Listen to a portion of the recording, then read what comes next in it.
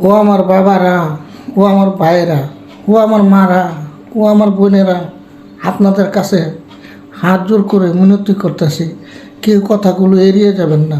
দয়া করে কথাগুলো একটু শুনে যাবেন।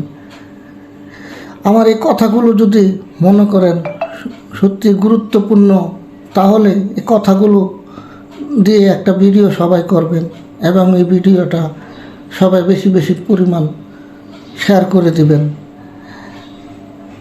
দয়া করে কেউ এড়িয়ে যাবেন না, কথাগুলো একটু মনোযোগ দিয়ে শুনে যান।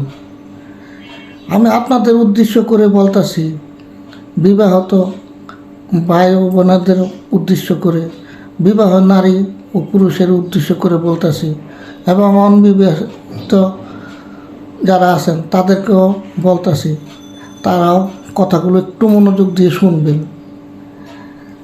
বাইরে আপনারা অনেকে সংসার করেন, সংসারের মধ্যে অনেক আগের পুরানো প্রেমিকের সাথে রিলেশন করে ছেলে সন্তানকে রেখে চলে যান। এতে ছেলে সন্তানের অবস্থাটা কি হয় একটু ভাবেন।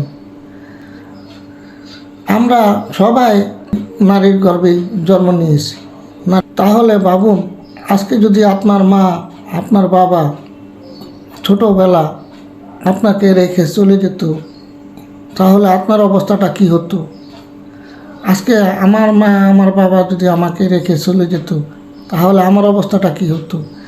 এক, মা যদি ছোটোকালে মারা যায়, ওটার সুখ বলা যায়, ওটাকে মনটাকে মানানো যায়। বাপ যদি ছোটোবেলা মারা যায়, ওটাকে মনটাকে মানানো যায়। কিন্তু জীবিত থাকতে যদি মায়ের আদর, বাপের আদর ছেলে সন্তান না পায়, তাহলে সেই ছেলে সন্তানের, সেই মেয়ে সন্তানের, সেই সন্তানের ভিতরে কত একটা হাহাকার, কত একটা কষ্ট, কত একটা দুঃখ, একটু খেয়াল করুন। তার জীবনটা কি হয়ে যায়, তছনছ হয়ে যায়। এটা দায়ভার কে? আপনারা। এটার জন্য আল্লাহ পাক আপনাদেরকে কি মাফ করবে না? তাই দয়া করে কেউ সংসার নষ্ট করবেন না। হয়তো অনেকের পুরানো প্রেমিক থাকে, বা বিবাহের পর নতুন করে আবার রিলেশন হয়। ওই রিলেশন করে সন্তানের মায়া ত্যাগ করে, সংসারের মায়া ত্যাগ করে, স্বামীর মায়া ত্যাগ করে অন্যের হাত ধরে চলে যান। কিন্তু এই সন্তানটার অবস্থাটা কি হয় একবার চিন্তা করেন। কিন্তু পরবর্তীতে সেও সুখী হতে পারে না, তার স্বামীও সুখী হতে পারে না, তার সন্তানও সুখী হতে পারে না। তিনটেই জীবনই নষ্ট হয়ে যায়। দয়া করে এই ভুলটি কেউ করবেন না। বাইরে আমার নিজের চোখে অনেক দেখা। হয়তো অনেকের আছে রিলেশন থাকে না, কিন্তু পুরানো পরিচয় পরবর্তীতে দেখা যায় বিবাহের পর ছেলে সন্তান হয়ে যাওয়ার পর তাকে ওই পুরানো লোক, প্রেমিকা তারে আবার করে, তখন তার সাথে আবার রিলেশন হয়, একভাবে না একভাবে হয়। আবার আমরা অনেক পুরুষরা অনেক নারীকে বাটে হলানোর জন্য হেরে দিয়ে নানান জনকে দিয়ে চেষ্টা করি। কাউকে দিয়ে না পারলে তার মাকে হাত করি, মেয়ের মাকে হাত করি। এই ভুলটা কেউ করবেন না। এবং মেয়ের মাদেরকেও আমি বলি, দয়া করে আপনার মেয়ের সুখে চিন্তা করে ওই ফাঁদে কেউ পাড়া দেবেন না, স্বামীর সংসার থেকে বঞ্চিত করবেন না। লোভে পড়ে অনেকে দেখা যায় মেয়েরে পারে না, পরে মেয়ের মাকে লোভ দেখিয়ে মেয়েকে বাটে ফেলায়। কারণ একটা মেয়ে আর 10 জনের কথা যদি নাও শোনে, কান পড়া যদি নাও শোনে, কিন্তু নিজের গর্ভধারী মা যদি তাকে উস্কানি দেয়, তাহলে সে কি আর না থেকে পারে? পারে না। আমরা অনেক পুরুষ পোলা আছি, তারে দিয়া তার বান্ধবীরে দিয়া, তার বান্ধবীর মারে দিয়া, নানানজনকে দিয়া তারে উসলাই ফুসলাই, দেখা যায় কোনো মতেই কাজ হয় না, তখন তার মারে দিয়া ফুসলাই, মেয়ের মারে হাত করি, লোভ দেখাই, জমি জামার টাকা পয়সা লোভ দেখাইয়া মেয়ের মারে হাত করি। মেয়ের মাও লোভে পড়ে মেয়ের সর্বনাশ করে। আর ওই মেয়েও এতজনে বলতেছে, কেউ কথা শুনে না, তখন বাধ্যজনক মার কথা শুনে পড়ে যায়। মেয়েদের মন নরম মন, একবার দুইবার তিনবার চারবার ফুসলা নিতে পড়ে যায়।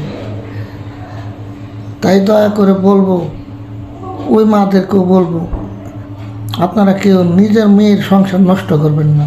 পরবর্তীতে দেখা যায় আপনার মেয়েও সুখী হইল না, আপনার নাতি সুখী হলো না, সংসারটা নষ্ট হলো, ওই করে গিয়ে কেউ সুখী হলো না, আপনারও কপালটা পড়ল, আপনিও মেয়ের কাছে খারাপ হলেন, মেয়ের সাথে সম্পর্ক নষ্ট হলো।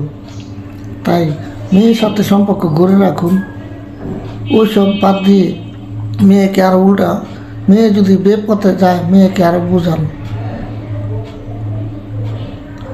আপনার একটাবার চিন্তা করেন, আপনি যদি আপনার মেয়ের সংসারটা নষ্ট করেন, আপনার নাতিপুতির অবস্থাটা কি হবে?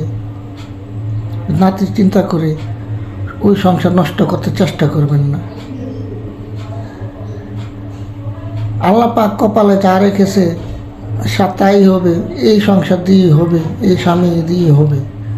ধৈর্য ধরলে মেয়েও বলে, যদিও স্বামী খারাপ হয় তাকে লাইনে আনতে চেষ্টা করেন। আর আমি পুরুষদেরকে বলবো, ভাই তোমরাও কেউ মেয়েদের সাথে প্রতারণা করো না, নিজের স্ত্রীর সাথে এই দুর্ব্যবহার করো না, এবং অন্য রিলেশনে পড়ো না, নিজের সংসারটাকে নষ্ট করো না। একটা ছেলে জীবনটা যদি নষ্ট করো, এটা দায়ভার কিন্তু তোমাদের। অনেকে আছে যে স্ত্রী যদি চলে যায়, ছেলেটিও তার সন্তানকে রেখে আরেকটা বিবাহ করে, তখন ওই সন্তানটার জীবনটা একবারে নষ্ট হয়ে যায়। কারণ সেও মনে করে, সে যদি বিয়ে হইতে পারে, আমি কি বিয়ে করতে পারবো না? ওই সন্তানের চিন্তা কেউ করে না।